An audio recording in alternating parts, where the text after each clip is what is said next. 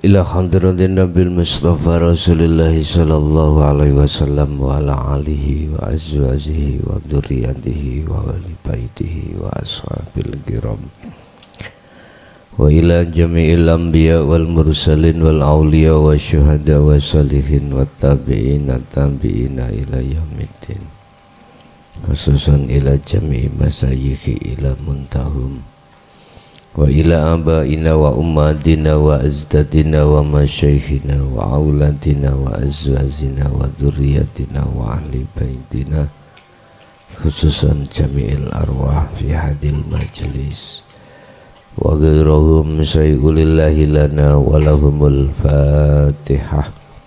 A'udzubillahi minasyaitonir rajim. Bismillahirrahmanirrahim.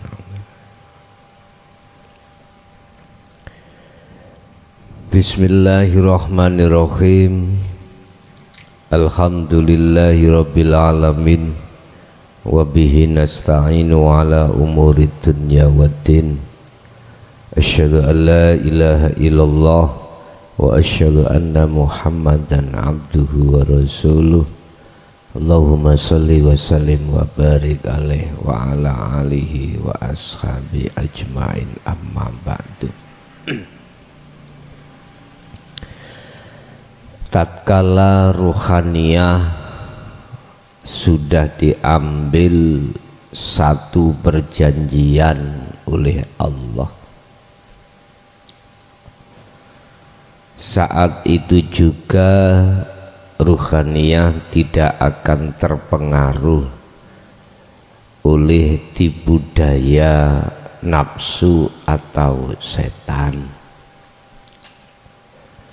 Karena pada saat itu ruhaniyah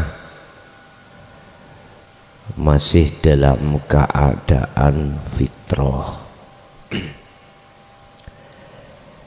Tatkala sudah menginjak akil balik, maka disitulah Allah menyertakan yang namanya nafsu dan akal.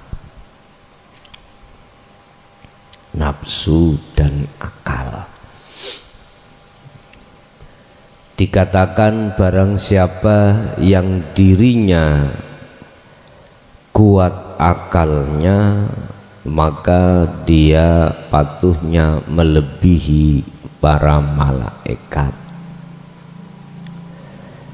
Dan barang siapa yang kuat nafsunya, maka dia melebihi hayawan. Bapak Ibu hadirin jamaah rahimakumullah, yang dimaksud kuat akalnya daripada nafsunya itu yang akan menjadi pembahasan kita pada kesempatan malam hari ini, jatuh di surat Ali Imran, surat yang ketiga ayat 190 dan ayat 191. Akal yang bagaimana? Yang disebut patuh terhadap aturan-aturan Allah yang melebihi daripada malaikat, yang bagaimana? Sebelum kami masuk di ranah akal yang patuh terhadap Allah, akal itu sering diapusi Pak Bu, sering dibohongi oleh nafsu dalam diri si ruh ini, sering diapusi. Nafsu ngapusi akal, jatuhnya di ruhaniyah itu gambarannya yang bagaimana? Tentang apa? Tiada yang lain kecuali tentang iman. Nafsu ngomong nang akal,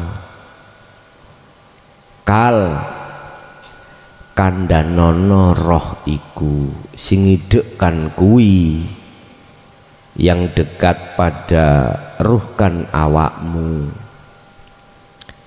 Jelas kalau aku nafsu, iblis jauh, yang dekat dirimu. Iya apa? Katakan bahwasanya ada iman selain Allah atas segala apapun. Contoh iki. Tanggal 26 Desember, saiki bulan piro? Juni tahun 2004 kalau nggak salah, 2005 apa 4 yang terjadi tsunami ya, 2004 ya. Ya, bahwasanya banyak kematian itu disebabkan karena tsunami. Akal ngomong, ya, sebab ngen-ngenen akal manakala tidak ada tsunami maka tidak ada bencana saat itu. Oleh karena akal iki belum dikatakan patuh pada aturan Allah, akal ngomong iya bener, tak ngen-ngen itu kalau tidak ada tsunami ya nggak akan ada bencana. Ya, akhirnya roh sampai dikandani, disuruh iman. Matinya banyak orang itu disebabkan bencana. Padahal bencana itu juga makhluk, musibah Pak ya, masuk dalam kategori musibah. Musibah atau bala atau nikmat itu bencana, itu makhluk. Sebetulnya nafsu ikut tahu Pak, di dalam bencana itu ada sang yang tunggal. Nafsu itu tahu sebetulnya itu, tahu.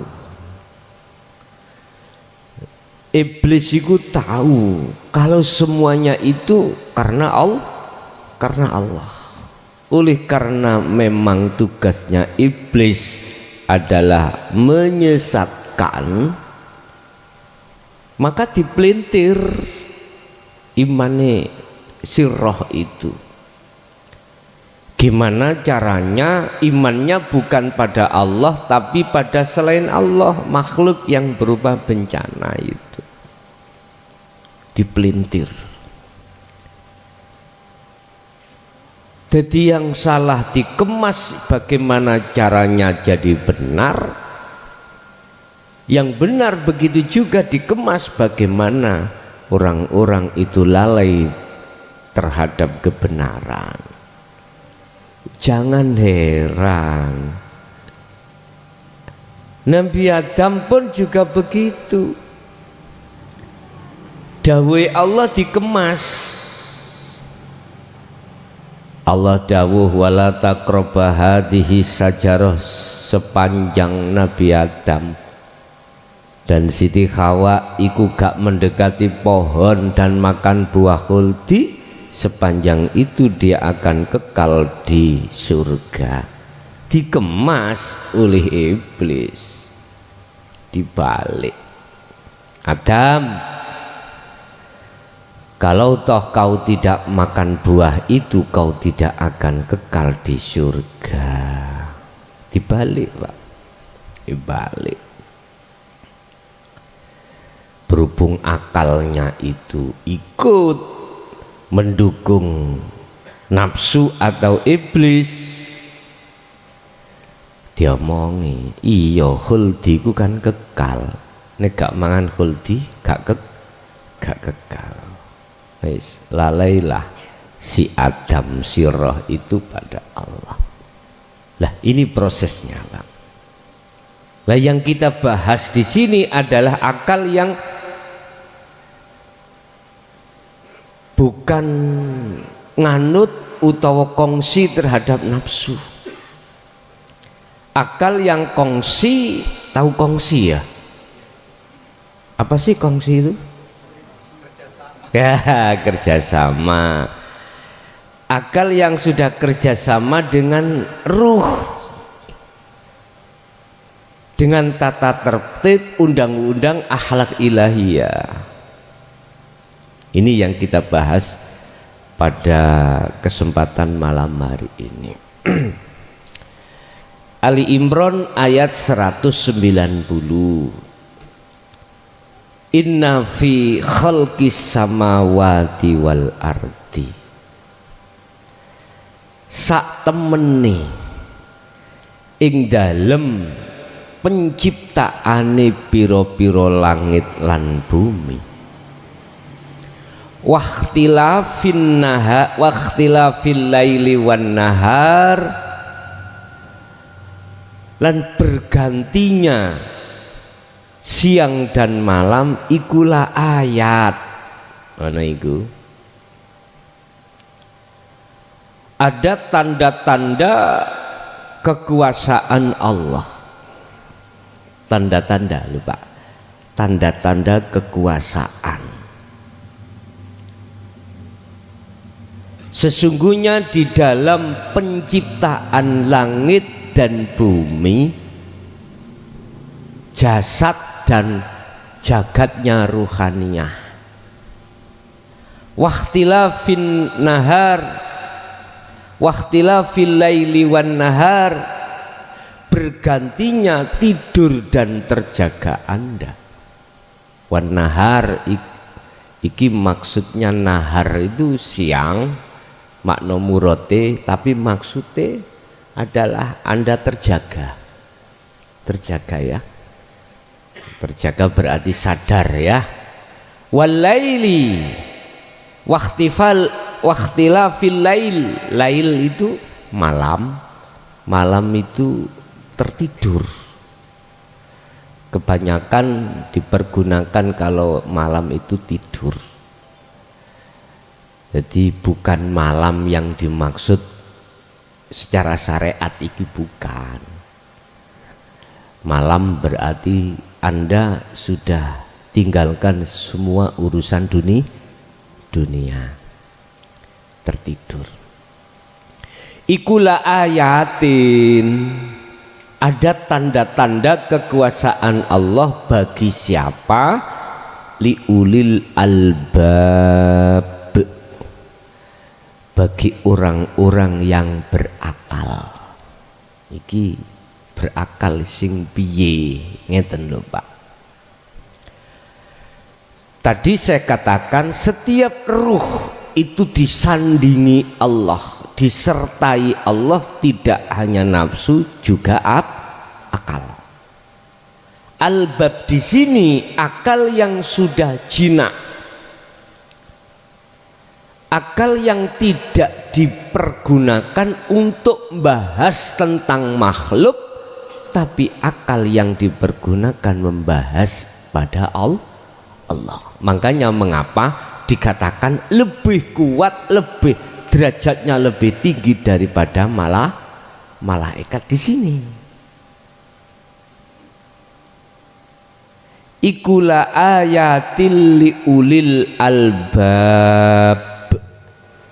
Ada tanda-tanda antara malam dan siang, antara tertidur dan tidak, antara langit dan bumi, jasmani dengan rohani. Di situ ada tanda-tanda kekuasaan Allah. Iki sih bahas masalah kekuasaan.